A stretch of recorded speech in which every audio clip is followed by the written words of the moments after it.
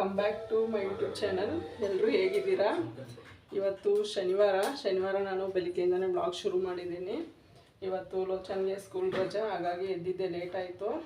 ಇನ್ನು ಇವತ್ತು ಕನ್ನಡ ರಾಜ್ಯೋತ್ಸವ ಇರೋದ್ರಿಂದ ಲೋಚನ್ ಸ್ಕೂಲ್ಗೆ ರಜಾ ಕೊಟ್ಟಿದ್ದಾರೆ. ಹಾಗಾಗಿ ಸ್ವಲ್ಪ ಲೇಟಾಗಿ ಎದ್ದೇಳೋಣ ಅಂತ ಹೇಳಿ 7 ಗಂಟೆಗೆ ಎದ್ದಿದ್ದೀನಿ. ಎದ್ದು ಸ್ನಾನ ಎಲ್ಲ ಮುಗಿಸ್ಕೊಂಡು ಹೊರಗಡೆ ಎಲ್ಲ ರಂಗೋಲಿ ಹಾಕಾಯಿತು. ಇನ್ನು ತಿಂಡಿ ಕೆಲಸ ಮುಗಿಸ್ಕೊಬಿಡೋಣ ಅಂತ ಹೇಳಿ ತಿಂಡಿಗೆ ರೆಡಿ ಮಾಡ್ಕೊತಾ ಇದ್ದೀನಿ. ಇದು ಹಿಂದ್ಗಡೆ ಬಾಗಿಲಿನ ರಂಗೋಲಿ. ಹಿಂದ್ಗಡೆ ಯಾವಾಗಲೂ ಸಿಂಪಲ್ಲಾಗಿ ಹಾಕ್ಕೊತೀನಿ. ಇದು ಫ್ರಂಟ್ ಡೋರ್ ರಂಗೋಲಿ. ಇವತ್ತು ವಾರ ಅಲ್ವಾ, ಹಾಗಾಗಿ ಸ್ವಲ್ಪ ನೀಟಾಗಿ ಹಾಕ್ಕೊಂಡಿದ್ದೀನಿ. ಇಲ್ಲಾಂದರೆ ಇದೊಂದೇ ರಂಗೋಲಿ ಮಾತ್ರ ಹಾಕ್ಕೊಳ್ಳೋದು. ಬಾಗಿಲ ಹತ್ರ ಎಲ್ಲ ಏನು ರಂಗೋಲಿ ಹಾಕೋಕ್ಕೋಗಲ್ಲ. ಸೊ ವಾರ ಮಾಡೋ ದಿನ ಮಾತ್ರ ಹಾಕ್ಕೊಳ್ಳೋದು. ಇಲ್ಲಿ ಟೆನ್ಸಿಲ್ಸ್ ಯೂಸ್ ಮಾಡಿ ರಂಗೋಲಿ ಹಾಕಿದ್ದೀನಿ. ಹಿಂದ್ಗಡೆ ಡೋರಲ್ಲಿ ಮಾತ್ರ ನಾನೇ ಕೈಯಲ್ಲಿ ಹಾಕಿದ್ದು. ಬೆಳಿಗ್ಗೆ ತಿಂಡಿಗೆ ಸೋಯಾ ಸಂಗ್ಸಿಂದ ಗ್ರೇವಿ ಮಾಡಿಕೊಂಡು ಚಪಾತಿ ಮಾಡ್ಕೊಳ್ಳೋಣ ಅಂತ ಹೇಳಿ ಸೋಯಾ ಸಂಗ್ಸನ್ನ ಬಿಸಿನೀರಿಗೆ ಹಾಕ್ತಾಯಿದ್ದೀನಿ. ಇದು ಗ್ರೇವಿ ಮಾಡಿಕೊಂಡು ಚಪಾತಿ ಮಾಡ್ಕೊಳ್ಳೋಣ ತಿಂಡಿಗೆ ಅಂತ ಹೇಳಿ. ಇವತ್ತು ಲೋಚನ್ ಸ್ಕೂಲ್ಗೆ ರಜಾ, ಹಾಗಾಗಿ ಸ್ವಲ್ಪ ತಿಂಡಿ ಲೇಟಾಗೇ ಆಗ್ತಿದೆ. ಬಿಸಿನೀರಲ್ಲಿ ಹಾಕ್ತಾಯಿದ್ದೀನಿ.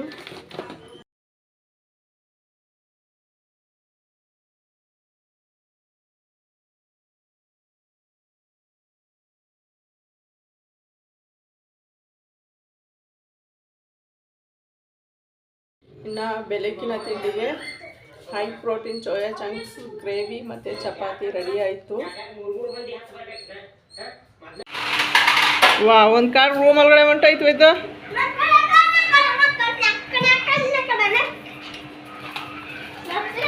ಸ್ಟ್ರೈಟ್ ಬಿಡ.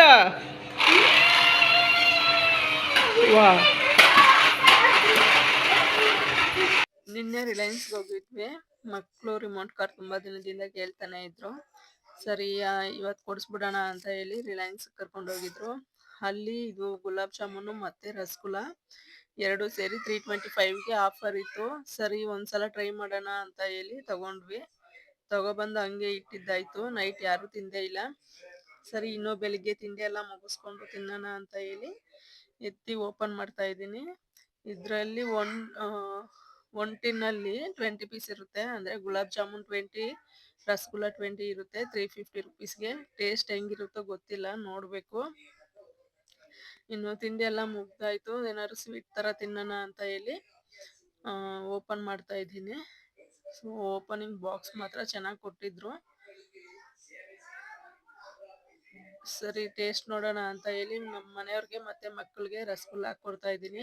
ನಾನು ರಸಗುಲ್ಲ ತಿನ್ನಲ್ಲ. ಇನ್ನು ಗುಲಾಬ್ ಜಾಮೂನ್ ಟ್ರೈ ಮಾಡೋಣ ಅಂತ ಹೇಳಿ ಮಕ್ಕಳಿಗೆ ಮನೆಯವ್ರಿಗೆ ರಸಗುಲ್ಲ ಹಾಕ್ಕೊಟ್ಟು ನಾನು ಜಾಮೂನ್ ಹಾಕ್ಕೊಂಡೆ. ಸೊ ಟೇಸ್ಟ್ ಮಾತ್ರ ತುಂಬಾ ಚೆನ್ನಾಗಿತ್ತು. ರಸಗುಲ್ಲ ತಿಂದಿಲ್ಲ, ರಸಗುಲ್ಲ ಹೆಂಗಿತ್ತೋ ಗೊತ್ತಿಲ್ಲ.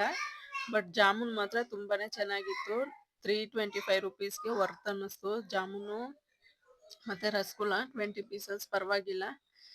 ಇನ್ನು ಸಂಜೆಗೆ ಪೂಜೆ ಮಾಡೋದು. ನಾನು ಬೆಳಿಗ್ಗೆ ಎಷ್ಟೊತ್ತಿಗೆ ಎದ್ದೇಳಿದ್ರು ಒಂದು 9 ಗಂಟೆ ಒಳಗಡೆ ಪೂಜೆ ಮುಗಿಸ್ಬೇಕು ಅಂದ್ಕೊಂಡಿರ್ತೀನಿ. ಆಗೋದೇ ಇಲ್ಲ.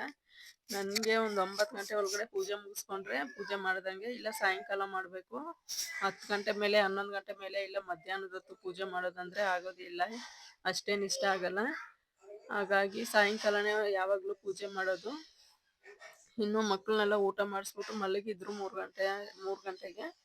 ಸರಿ ಅವ್ರು ಎದ್ದೆಲ್ಲ ಅಷ್ಟರಲ್ಲಿ ಕೆಲಸ ಮಾಡ್ಕೊಳ್ಳೋಣ ಅಂತ ಹೇಳಿ ದೇವ್ರ ಫೋಟೋ ಹತ್ರ ಕ್ಲೀನ್ ಮಾಡಿಕೊಂಡೆ. ಹಳೆ ಹೂವು ಎಲ್ಲ ತೆಗೆದು ಹೊಸ ಹೂವು ಹಾಕ್ಕೊತಾ ಇದ್ದೀನಿ. ಇನ್ನು ಈ ಕೆಲಸ ಮುಗಿದ್ಮೇಲೆ ಅಡುಗೆ ಕೆಲಸ ಇದೆ. ಅಡುಗೆ ಕೆಲಸ ಮಾಡ್ಕೋಬೇಕು. ಇಬ್ಬರು ಇವತ್ತು ಮನೇಲೇ ಇರೋದ್ರಿಂದ ಏನೂ ಕೆಲಸ ಮಾಡೋಕ್ಕೆ ಬಿಡೋಲ್ಲ. ಅವ್ರನ್ನ ನೋಡ್ಕೊಳ್ಳೋದೇ ಆಗುತ್ತೆ. ಕಂಪ್ಲೇಂಟ್ಸ್ ಗೆಲ್ಲೋದೇ ಆಗುತ್ತೆ. ಒಬ್ಬೊಬ್ರು ಕಚ್ಚಾಡ್ಕೊಂಡೇ ಇರ್ತಾರೆ. ಇನ್ನು ಕಂಪ್ಲೇಂಟ್ ಮಾಡೋದು, ಸಮಾಧಾನ ಮಾಡೋದು ಅದೇ ಆಗೋಗುತ್ತೆ. ಹಾಗಾಗಿ ಅವ್ರು ಮಲಗಿರ್ಬೇಕಾದ್ರೆ ಕೆಲಸ ಎಲ್ಲ ಮುಗಿಸ್ಕೊಬಿಡೋಣ ಅಂತ ಹೇಳಿ ದೇವ್ರ ಮನೆಯದು ಕ್ಲೀನ್ ಮಾಡಿಕೊಂಡು ಅಡುಗೆ ಕೆಲಸ ಶುರು ಮಾಡ್ಕೊತೀನಿ. ಈ ರೀತಿಯಾಗಿ ದೇವ್ರ ಮನೆಯೆಲ್ಲ ಹೂವು ಎಲ್ಲ ಹಾಕಿ ಕ್ಲೀನ್ ಮಾಡಿ ಇಟ್ಟಿದ್ದಾಯಿತು. ಇನ್ನು ಸಂಜೆ 6 ಗಂಟೆಗೆ ದೀಪ ಹಚ್ಕೊತೀನಿ.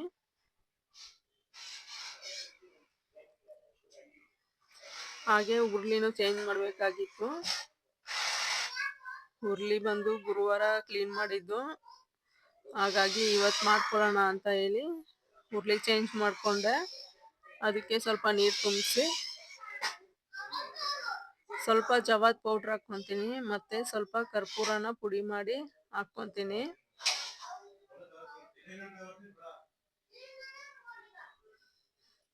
ಇನ್ನು ಸ್ವಲ್ಪ ಬಿಡಿ ಹೂವು ಇದ್ರೆ ಬಿಡಿ ಹೂವನೂ ಹಾಕ್ಕೊಂತೀನಿ. ಇವತ್ತು ನಾನು ಸಾಮಂತಿಗೆ ಹೂವನ ಯೂಸ್ ಮಾಡ್ತಾ ಇದ್ದೀನಿ. ಕೆಂಪು ಗುಲಾಬಿ ಹೂವು ತರೋಣ ಅನ್ಕೊಂಡೆ, ಆಗಲಿಲ್ಲ. ಸರಿ ಸಾಮಂತಿಗೆ ಹೂವನೇ ಆಯ್ತಲ್ಲ ಅಂತ ಹೇಳಿ ಅದನ್ನೇ ಹಾಕ್ಕೊತಾ ಇದ್ದೀನಿ. ಈ ಕರ್ಪೂರ ಮತ್ತು ಜವಾದ್ ಪೌಡ್ರ್ ಹಾಕಿ ಸ್ವಲ್ಪ ಮಿಕ್ಸ್ ಮಾಡಿ ಆಮೇಲೆ ಹೂವು ಹಾಕ್ಕೊತೀನಿ. ಪಚ್ಚ ಕರ್ಪೂರ ಇದೆ, ಪಚ್ಚ ಕರ್ಪೂರನೂ ಯೂಸ್ ಮಾಡ್ಕೋಬೋದು. ಇದರಿಂದ ಮನೇಲಿ ಒಂಥರ ಸ್ಮೆಲ್ಲು ಚೆನ್ನಾಗಿ ಬರುತ್ತೆ, ಕರ್ಪೂರ ವಾಸನೆ. ನನಗೆ ಕರ್ಪೂರ ಸ್ಮೆಲ್ ಅಂದರೆ ಇಷ್ಟ, ಹಾಗಾಗಿ ಜಾಸ್ತಿ ಕರ್ಪೂರ ಯೂಸ್ ಮಾಡ್ಕೊತೀನಿ. ಇನ್ನು ಹುರ್ಲಿ ಕೆಲಸನೂ ಮುಗೀತು. ಸರಿ ಇನ್ನು ಅಡುಗೆ ಕೆಲಸ ಶುರು ಮಾಡ್ಕೊಳ್ಳೋಣ ಅಂತ ಹೇಳಿ ಅಡುಗೆನೂ ಮಾಡಿಟ್ಟೆ. ಇನ್ನು ಮಕ್ಳು ಎದ್ದೇಳಿದ್ರೆ ಏನಾದ್ರು ಸ್ನ್ಯಾಕ್ಸ್ ಕೇಳ್ತಾರೆ ಅಲ್ಲ ಅಂತ ಹೇಳಿ ಪಾಪ್ಕಾರ್ನ್ ಮಾಡ್ಕೊತಾ ಇದ್ದೀನಿ. ಇನ್ನು ಪೂಜೆ ಮಾಡೋಕ್ಕೆ ಹೂವು ಇಸ್ಕೊಬರೋಣ ಅಂತ ಹೇಳಿ ಹೋಗಿದ್ದಾಗ ಸರಿ ಮಕ್ಳಿಗೆ ಸ್ನ್ಯಾಕ್ಸ್ ಮಾಡ್ಕೊಡೋಣ ಅಂತ ಹೇಳಿ ಅಂಗಡಿಯಿಂದನೇ ಪಾಪ್ಕಾರ್ನ್ ತಂದಿದ್ದೆ. ಅದನ್ನೇ ಕುಕ್ಕರ್ನ ಬಿಸಿಗಿಟ್ಟು ಪಾಪ್ಕಾರ್ನ್ನ ಕಟ್ ಮಾಡಿ ಹಾಕ್ಕೊತಾ ಇದ್ದೀನಿ. ಅವ್ರು ಎದ್ದೇಳಿದ್ರೆ ಏನಾದ್ರು ಸ್ನ್ಯಾಕ್ಸ್ ಕೇಳ್ತಾರೆ ಅಂತ ಹೇಳಿ. ಸರಿ ಪಾಪ್ಕಾರ್ನ್ ಅಂದರೆ ಇಷ್ಟಪಟ್ಟು ತಿಂತಾರಲ್ಲ ಹಂಗಂತ ಹೇಳಿ ಮಾಡಿಕೊಟ್ಟೆ. ತುಂಬಾ ಚೆನ್ನಾಗಿ ಬಂದಿತ್ತು.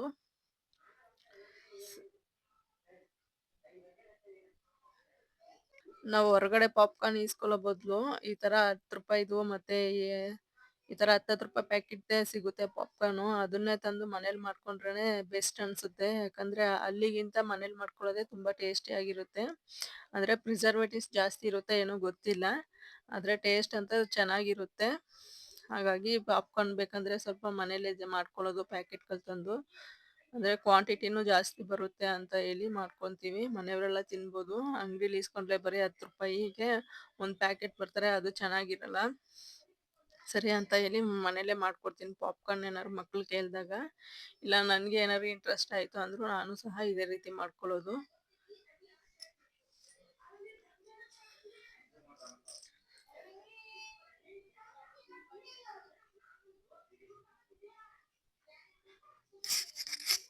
ಇನ್ನು ಎಲ್ಲ ಕೆಲಸ ಮುಗೀತು. ಇವತ್ತು ಕಾಂತಾರ ಫಿಲಮ್ಗೆ ಹೋಗ್ಬೇಕು ಅಂತ ಹೇಳಿ ಫಿಲಮ್ಗೆ ಹೋಗ್ತಾ ಇದ್ದೀವಿ. ಇದು ನಾನು ನೋಡ್ತಾ ಇರೋದು 3ನೇ ಸಲ. ಫಸ್ಟು ಇಲ್ಲೇ ಸಂಗಮಲ್ಲಿ ನೋಡಿದ್ವಿ, ಇನ್ನೊಂದು ಅಮ್ಮನ ಜೊತೆ ಊರಲ್ಲಿ ನೋಡಿದ್ದೆ. ಈಗ ತಿರ್ಗಾ ಫ್ಯಾಮಿಲಿ ಜೊತೆ ಹೋಗ್ತಾ ಇದ್ದೀನಿ 3ನೇ ಸಲ. ಅಂದರೆ ನಮ್ಮ ಮನೆಯವರು ಒಂದೇ ಸಲ ನೋಡಿದ್ದು, ಇನ್ನೊಂದು ಸಲ ಅವರು ನೋಡಬೇಕಂತೆ, ಹಾಗಾಗಿ ಕರ್ಕೊಂಡು ಹೋಗ್ತಿದ್ದಾರೆ ಇವತ್ತು. ನೋಡಬೇಕು ಇವತ್ತು ಟಿಕೆಟ್ ಸಿಗುತ್ತಾ ಏನೋ ಗೊತ್ತಿಲ್ಲ, ಹೌಸ್ಫುಲ್ ಇರುತ್ತಾ ಏನೋ ಅಂತ. ಟಿಕೆಟ್ ಸಿಕ್ಕಿದ್ರೆ ಫಿಲಮ್ಗೆ ಹೋಗ್ತೀವಿ, ಇಲ್ಲಾಂದರೆ ವಾಪಸ್ ಮನೆಗೆ ಬರೋದು. ಇನ್ನು ನೈಟು ಮನೇಲೇನು ಊಟ ತಿಂದಿಲ್ಲ ಮಕ್ಕಳು, ನಾವು ಎಲ್ಲ. ಸರಿ ಹೊರ್ಗಡೆನೇ ಕೊಡಿಸ್ತೀನಿ ಬಾ ಅಂತ ಹೇಳಿದ್ದಾರೆ, ನೋಡಬೇಕು. ಹೊರ್ಗಡೆನೇ ತಿಂದ್ಕೊಂಡು ಹಂಗೆ ಫಿಲಮ್ ಟಿಕೆಟ್ ಸಿಕ್ಕಿದ್ರೆ ಮಾತ್ರ ಫಿಲಮ್ಗೆ ಹೋಗ್ತೀವಿ, ಇಲ್ಲಾಂದರೆ ಹಂಗೆ ಸಿಟಿ ರೌಂಡ್ ಹೊಡ್ಕೊಂಡು ವಾಪಸ್ ಮನೆಗೆ ಬರೋದು. ಇನ್ನು ಇವರಿಬ್ಬರಂತೂ ಇವತ್ತು ನಿದ್ದೆ ಮಾಡಿಬಿಟ್ಟಿದ್ದಾರೆ ಮಧ್ಯಾಹ್ನದೊತ್ತು.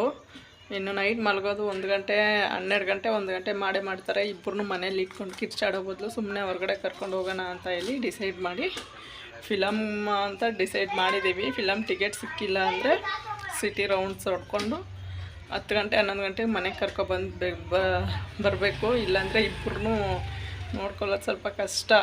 ತುಂಬ ಬರೀ ಕಚ್ಚಾಡ್ತಾನೆ ಇರ್ತಾರೆ. ಅದರಲ್ಲಿ ಬೇರೆ ರಿಮೋಟ್ ಕಾರ್ ಇಬ್ಬರು ಈಸ್ಕೊಬಿಟ್ಟಿದ್ದಾರೆ. ರಿಮೋಟ್ ಕಾರ್ಗೋಸ್ಕರನೇ ಇಬ್ಬರು ಕಚ್ಚಾಡ್ತಿರ್ತಾರೆ.